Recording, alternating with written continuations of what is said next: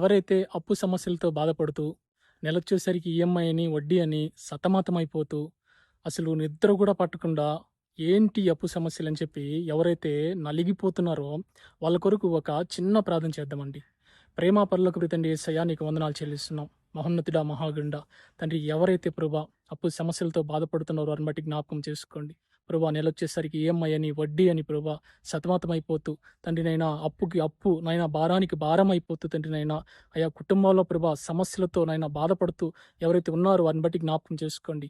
వారి అప్పు సమస్యను విడుదల దయచేయండి. వారికి శాంతి సమాధానం దయచేయండి.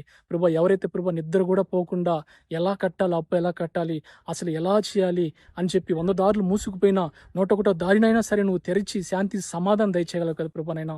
అలాగే నా తండ్రి నైనా ఏ కుటుంబంలో అయితే అప్పు సమస్య ఉందో ఆయన నువ్వే దానికి తీర్చి సహాయం దయచేసి ఏదో ఒక దారిని చూపించి ఆయా దారిలో వాళ్ళకి శాంతి సమాధానం దయచేస్తామని ప్రార్థిస్తూ నజడని యేసయ్య నామములో అడిగి వేడుకుంటున్నాం నా తండ్రి. ఆమేన్. God bless you.